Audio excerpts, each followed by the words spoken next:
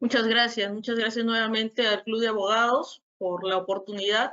Cuando me comentaron la posibilidad de enseñar este curso tan interesante sobre legislación contra la deforestación y la tala ilegal, quería colocar un nombre que pudiera abarcar ambos contenidos, ambas competencias. Entonces elegí denominar a cada una de las sesiones sobre legislación y gestión forestal sostenible, porque algo que está faltando dentro de nuestra normativa es el tema de la gestión. Veía, y lo digo a modo de una anécdota, un poco los comentarios acerca del curso, decían, las autoridades no resuelven las cosas, no hacen absolutamente nada. La idea un poco de este curso también es brindarles las herramientas jurídicas para que nosotros desde la sociedad civil podamos asesorar adecuadamente a las empresas allí donde advirtamos algún tipo de ilícito o de infracción administrativa que tenga que ver con el tema de deforestación o de tala ilegal. Asimismo, si trabajamos, por ejemplo, en el sector público, poder realizar los informes técnico-legales de manera apropiada y acorde con la normativa vigente. Y quería iniciar también con una pequeña imagen. Esta es una imagen de un recorte de periódico y es por eso que me gusta poder enseñar este curso. Es que más o menos a la edad de 24 años, ya cuando yo me iniciaba un poco en el litigio y en la consultoría ambiental, tuve la oportunidad de defender una de las reservas más importantes del norte del país, ¿no? La Reserva Ecológica de Chaparrí. Y me tocó enfrentar toda la problemática de tráfico de tierras y al mismo tiempo ilícitos e infracciones administrativas en lo que tenían que ver los bosques secos de esta reserva. Tráfico de flora y fauna silvestre. Entonces fue un caso macro que lo tuve que afrontar a esa edad. Y esto es un pequeño recorte de periódico porque yo no puedo enseñar aquello que no conozco. Entonces, digamos que a partir de este caso y los siguientes casos que he venido analizando en mi carrera, he podido conocer cuáles han sido las falencias dentro del sector público y qué podemos hacer nosotros como sociedad civil para, por una parte, prevenir el tema de la deforestación y de la tala ilegal, buscar alternativas y también mover el aparato estatal en todos los niveles, sea a nivel de gobierno central, a nivel de gobierno regional, a nivel del gobierno municipal, pues existe legislación que nos brinde esas pautas. No puedo iniciar tampoco sin decir acerca de cuáles son los orígenes de esta crisis. Hemos pasado hace poco sobre el tema de la pandemia, hemos enfrentado también, y lo estamos enfrentando, una alza de los alimentos, enfrentamos y abordamos problemáticas como el cambio climático y cómo existe una relación directa con la pérdida de la biodiversidad. Somos un país megadiverso, pero al mismo tiempo somos uno de los más vulnerables al cambio climático. Entonces, todo tiene un origen respecto de dónde viene esta problemática. Al respecto, hay una serie de teorías que versan sobre el origen de la crisis ecológica. En su mayoría, apuntan en que la crisis ecológica es la ruptura del binomio hombre-naturaleza. De tal manera, desde el año 1949, por ejemplo, Aaron Leopold, un filósofo que se encargaba de analizar los problemas éticos que venían de esta relación entre el hombre y la naturaleza, apuntaba que era necesario para poder resolver la crisis ecológica partir el conocimiento ambiental desde una perspectiva ética. Es por eso que en su libro, en el año 49, Ética de la Tierra, buscaba de alguna forma una ecología profunda, de tal manera que aquello que sea positivo para la naturaleza nos podría evitar serias consecuencias en cuanto a las respuestas que ésta pudiera dar respecto del hombre. La ética de la tierra postula que el hombre no puede creerse dueño absoluto de la naturaleza. La naturaleza, entiéndase, elementos tan esenciales como los bosques, los bienes comunes, ¿no? Que en ocasiones no son salvaguardados. Entonces, desde la perspectiva de Leopold, el origen de la crisis ecológica parte desde una perspectiva ética donde es necesario que exista un equilibrio entre el hombre y la naturaleza, una actitud de respeto. Y esa actitud de respeto va a poder conseguirse en la medida que el hombre comprenda que no es dueño absoluto de la tierra, sino que es un custodio y administrador de la naturaleza y que por tanto debe respetar los límites y las bases naturales que ella nos proporciona, de lo que ella deriva. Por otro lado, en los años 1700 hablamos de la teoría malthusiana. Malthus nos refería acerca de la relación que existe entre la problemática demográfica y la escasez de recursos. Para Malthus, el problema de la crisis ecológica deviene de un problema demográfico. De tal forma, él expresa que la crisis ecológica tiene que ver porque la población crece de manera geométrica y los recursos en forma aritmética. De tal manera que si tenemos poco crecimiento en los recursos y más crecimiento poblacional, lo que se va a originar es una escasez de recursos y con ello la crisis ecológica. La crisis ecológica que va a devenir en una serie de problemas como por ejemplo las enfermedades, la depredación y ciertas pandemias que podrían originarse a partir de esta ruptura del hombre y la naturaleza, pero desde una perspectiva donde el problema principal es el crecimiento demográfico comparativamente con el crecimiento de los recursos. Ya no habrían recursos, entonces eso iría minando este binomio hombre-naturaleza. Por su parte, en los años ya 1800, James Lovelock, un científico, hablaba acerca de la teoría de la Gaia. ¿Qué significa la teoría de la Gaia? Un término de origen griego. La Gaia sería la Tierra entendida como un superorganismo. Entonces, ¿qué vendría a ser el hombre dentro de la Tierra? Dentro de este superorganismo sería un elemento más dentro de la biosfera. El doctor Zaffaroni, el jurista argentino Zaffaroni, refiere que Lovelock lo que ha procurado a través de esta teoría es que exista una relación de tipo ecocéntrica, es decir, donde se respete la naturaleza, pero también que se comprenda que el hombre no solo es administrador o custodio del planeta, sino que debe respetarla porque es un elemento más en medio de este superorganismo. Para Lovelock, podríamos decir que derivan una serie de paradigmas de lo que estamos viendo actualmente denominado derechos de la naturaleza. Por su parte, ya en los años 90, de 1980, 1990, Josué de Castro, brasileño, habla acerca de la geopolítica del hambre. Y es que para Josué de Castro, la crisis ecológica partiría de un problema de desigualdades sociales y económicas. De tal forma que el binomio hombre-naturaleza sería un problema bioético, pero al mismo tiempo económico, y que es necesario que aquellas sociedades consideradas inferiores se les pudiese empoderar para una mejor administración de la tierra. Desde la óptica de Josué de Castro, para poder reducir la crisis ecológica, es necesario reducir el tema de desigualdades, y esto se hará resolviendo algunos dilemas, como por ejemplo el individualismo con el interés colectivo, la justicia con el egoísmo, el individualismo también, aquellas transformaciones consideradas como superficiales, es decir, por ejemplo, cuando decimos se realiza un determinado programa o plan solamente por cumplir con determinados parámetros o indicadores internacionales.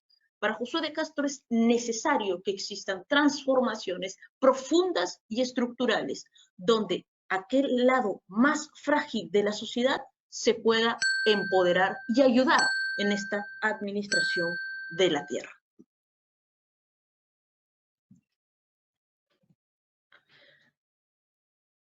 Lo cierto es que de estas teorías podemos hacer un pequeño resumen.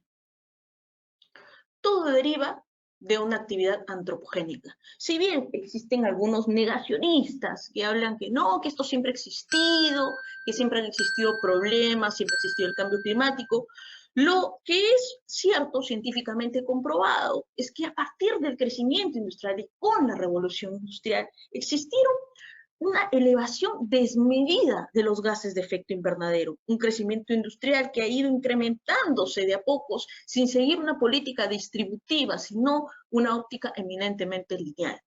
Los hábitos de consumo, es decir, esa denominada cultura del descarte, como hablara Papa Francisco, donde todo es desechable, genera un mayor consumismo, un consumismo desenfrenado, y eso a su vez aumenta la huella de carbono.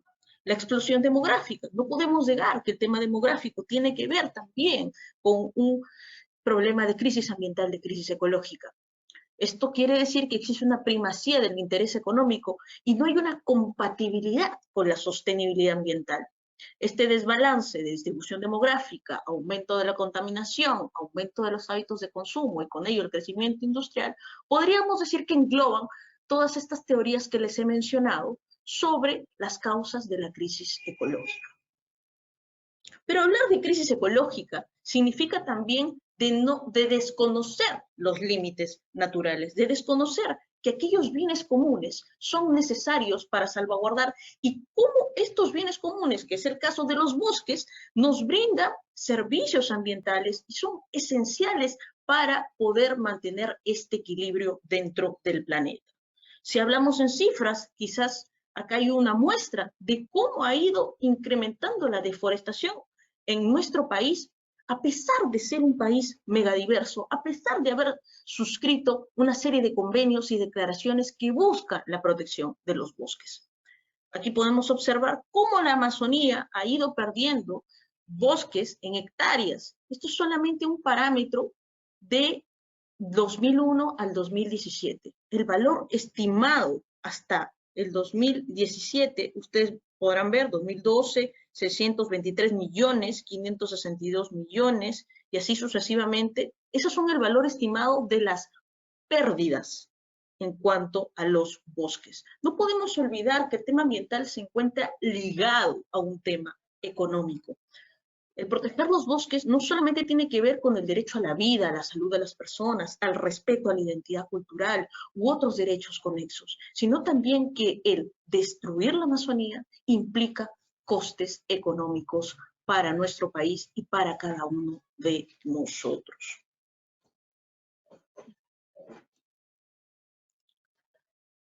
Esta también es una foto acerca de el récord histórico que tenemos sobre deforestación en nuestro país. Un récord que rebasa en lo que son 190.000 hectáreas deforestadas en el 2020 y cómo estas cifras han ido increciendo con el tiempo.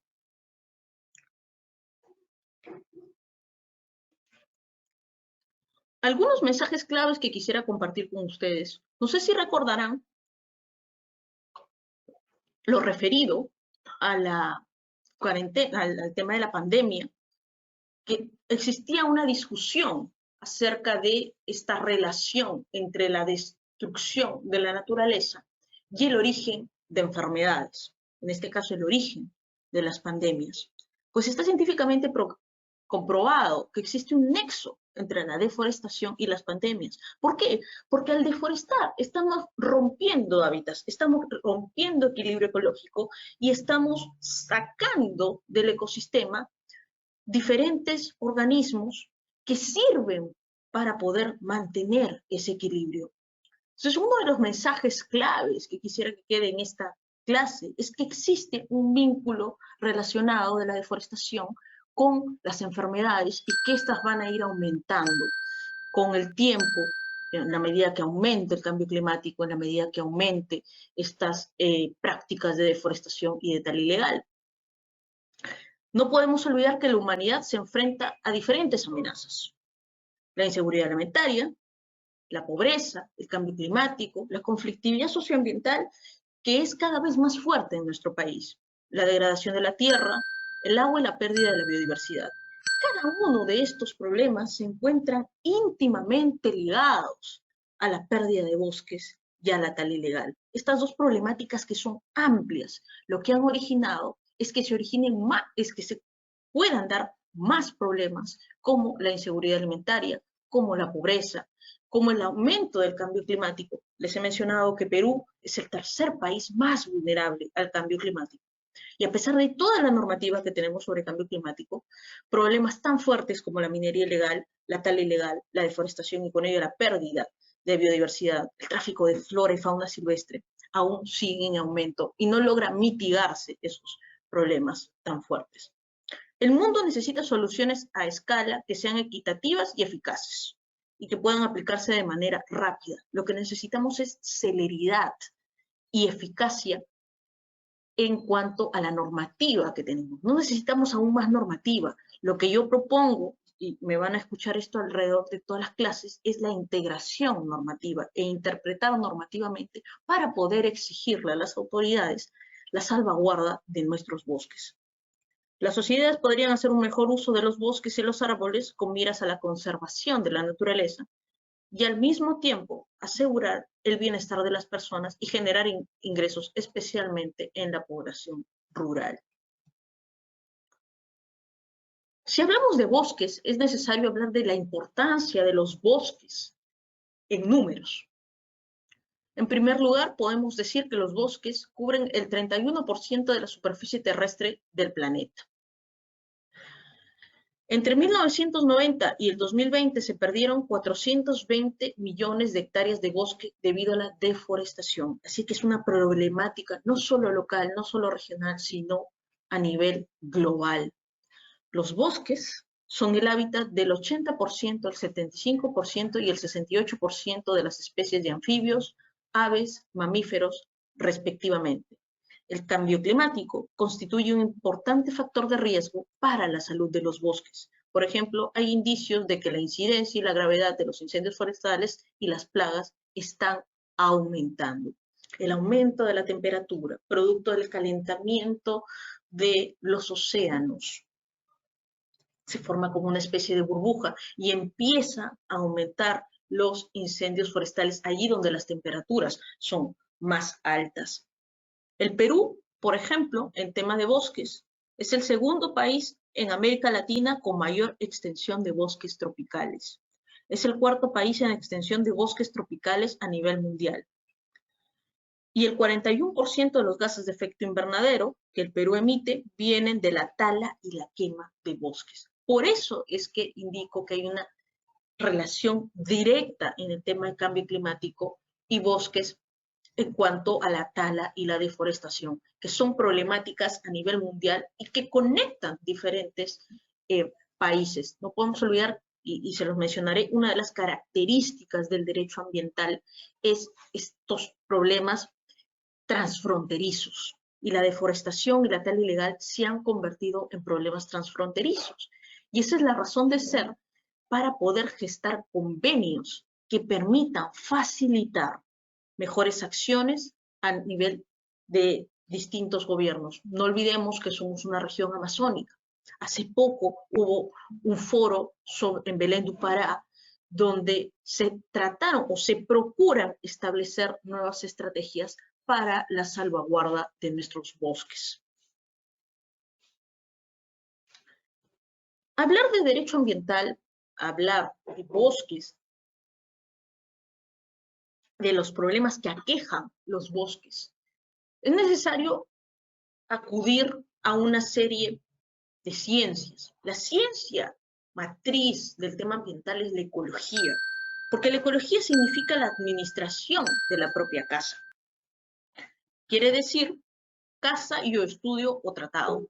Es decir, la ecología y la ecología integral como un paradigma busca que se mantenga el equilibrio ecológico considerando una serie de factores sociales, políticos, económicos. La sostenibilidad ambiental se mantiene y tiene como base la ecología.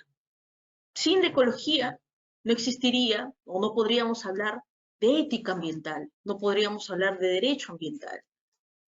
Lo importante en el derecho ambiental es esta interdisciplinariedad, este nutrirse de otras ramas, de otras áreas, de otros campos de conocimiento para poder dar las soluciones ambientales más eficaces posibles. Entonces, como parte de este recordatorio de conceptos ambientales, se encuentra la ecología como un tratado o estudio de la propia casa, de aquellos seres que coexisten en un determinado ecosistema y las funciones vitales que despliegan a partir de este ecosistema. El término ambiente, desarrollado por diferentes campos del conocimiento, desarrollado por la ecología, desarrollado por la ética, desarrollado por la biología, desarrollado también a nivel de nuestra legislación constitucional y legal. El ambiente se constituye como un conjunto de componentes físicos, químicos, biológicos y sociales, capaces de causar efectos directos o indirectos en un plazo corto o largo sobre los seres vivos y las actividades humanas. Otro concepto que deriva también de un concepto económico, y es por eso que una de las características de los recursos naturales es la satisfacción de las necesidades materiales o espirituales. Siempre el término recurso evoca un concepto económico y está relacionado con la utilidad. Pero ¿cuál es el freno de esa utilidad económica, de ese interés económico? El freno es las bases naturales del planeta. Cuando hablamos de recursos naturales, hablamos de aquella parte de la naturaleza que tiene algún tipo de utilidad, ya sea de manera actual o potencial, para el hombre. Son elementos que el ser humano aprovecha para satisfacer diferentes tipos de necesidades, sean estas materiales o espirituales. Olvidemos, podemos utilizar los bosques para temas de conservación, por ejemplo, actividades de ecoturismo, o también para necesidades espirituales, como contemplar la naturaleza. Es parte de lo que circunscribe el concepto de recursos naturales. Y los bosques son parte de esta complejidad de ecosistemas, como parte de la naturaleza. Yo les decía, los bosques son bienes comunes. Hay una teoría dentro del derecho denominada la tragedia de los bienes comunes. Es decir, que como son bienes públicos, las personas se sirven de ellos, pero no los cuidan, no salvaguardan, no los protegen.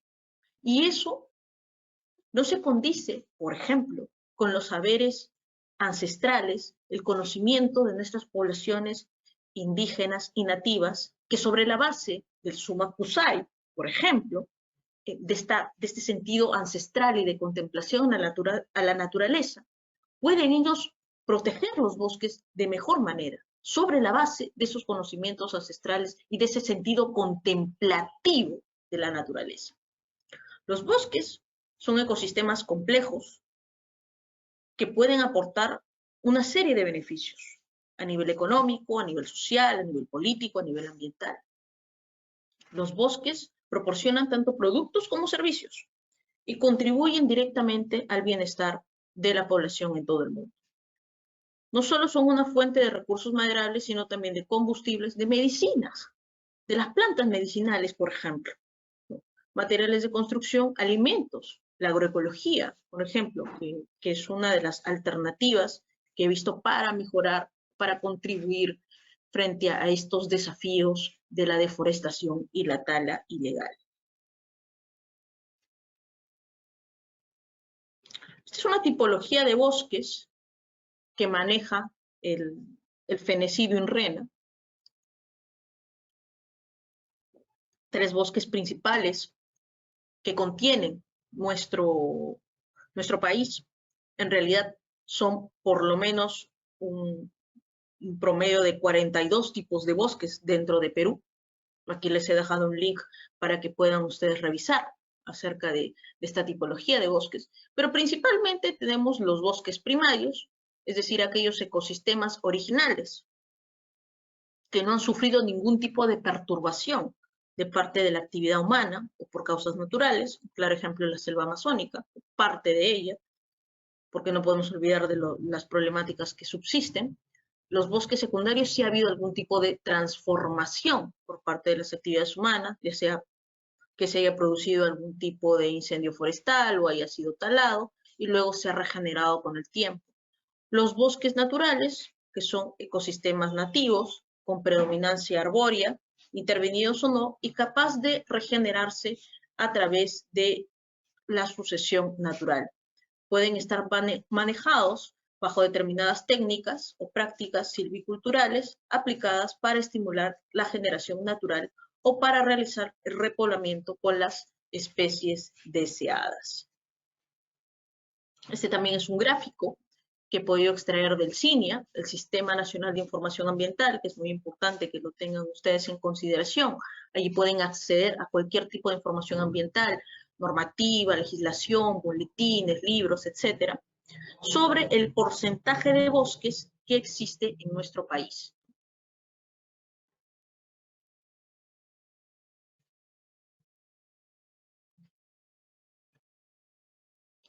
Otro concepto que va a derivar de la utilidad que tengan los bosques es el de servicios ambientales. Entonces, los servicios ambientales son servicios que proporcionan a los seres humanos las funciones de los ecosistemas y demás componentes porque les provienen de bienes y condiciones necesarios para el desarrollo de su vida o porque impiden eventos que le ponen en riesgo o disminuyen su calidad. Tenemos diferentes tipos de servicios que brindan los ecosistemas, servicios de abastecimiento, la gran crisis que nosotros tenemos, una crisis alimentaria. No podemos negar que parte de la crisis, y esa es una de las características de que el derecho ambiental también sea transfronterizo, tenga que ver con problemas globales, como el cambio climático, o como la falta de promoción de políticas forestales, como por ejemplo darle mayor incentivo a lo que es la agricultura familiar o la agroecología. Entre los servicios ambientales tenemos los servicios de abastecimiento, les decía el tema de la agroecología, de la agricultura familiar, de los biohuertos, por ejemplo, en las casas. Nos pueden proporcionar medicamentos, por ejemplo, la promoción de poder tener un protocolo sobre la aplicación de medicina alternativa, ¿no? Como la medicina natural. Servicios de regulación. Los bosques nos ayudan a regular el tema de la contaminación. No podemos olvidar que los bosques son los principales sumideros de carbono. Y sin embargo, lo que podemos observar a través de las gestiones municipales o de gobiernos regionales, a veces son que ellos promueven la tala de los bosques dentro de espacios urbanos. Nos proporcionan este servicio de regulación. Servicios a través de la descomposición de residuos, de cómo nosotros podemos utilizar aquel material que ya nos sirve de los bosques para promover, por ejemplo, el biogás o la biomasa. Servicios culturales, como los servicios espirituales, les decía el tema de la contemplación de la naturaleza, de la contemplación de los bosques, que podría coadyuvar a mejorar la gestión forestal de manera sostenible. Un concepto que es indispensable para este curso es comprender de qué va el problema de la tala ilegal, en qué consiste la tala ilegal. Tiene dos supuestos que se circunscriben en esta acción, en este delito. Es la extracción selectiva y sin licencia de árboles. Nosotros vamos a ver en la siguiente clase qué tipos de licencias y autorizaciones se obtienen para poder aprovechar sosteniblemente los bosques. Es una extracción selectiva. Se escoge determinados árboles necesarios para producir madera, especies maderables y madera de áreas protegidas o restringidas por el Estado. Puede darse en pequeña o gran escala. Es el tercer crimen transnacional más rentable. Por eso les decía que el derecho ambiental es un derecho transfronterizo y tiene que preocuparse por problemas que ya trascienden la esfera nacional, como el tema de la tala ilegal. La tala ilegal usualmente se inscribe en dinámicas socioeconómicas de carencia de oportunidades laborales y servicios públicos básicos, los altos precios de la madera en el mercado nacional e internacional y la limitada fiscalización y los altos niveles de corrupción incentivan estas actividades. Los altos niveles de corrupción originan toda la cadena en cuanto a el desarrollo de este delito que no termina en nuestro país, sino que trasciende las fronteras para el tema de la comercialización. Aquí una pequeña infografía sobre cómo es la cadena de la ilegalidad en cuanto a la tala. La tala se realiza fundamentalmente en áreas que no cuentan con un título habilitante. Los títulos habilitantes son actos administrativos que facilitan el aprovechamiento sostenible de los recursos naturales, en este caso de los bosques. El almacenamiento, los troncos se almacenan en lugares llamados patios de troza o patio seco y suelen estar cerca de una carretera o río navegable. Por eso es que es calificado la tala ilegal como un crimen transnacional, como un crimen organizado. se necesita la participación no solo de las personas que están involucradas en el delito, cualquier ciudadano o empresa, por decirlo así entre comillas, sino de los encargados de salvaguardar y de velar porque este delito no se desarrolle. Entonces, necesariamente en el tema de tal ilegal están involucrados funcionarios públicos. El transporte primario es el tercer paso. Se presentan guías de transporte forestal falsas sobre el lugar y donde se obtuvo la madera. Los troncos ingresan a los aserraderos. Existe una transformación primaria. El aserradero declara que la madera proviene de bosques locales y de zonas que cuentan con autorización para el cambio de uso de tierra. Los troncos son convertidos en madera cerrada, lo que reduce su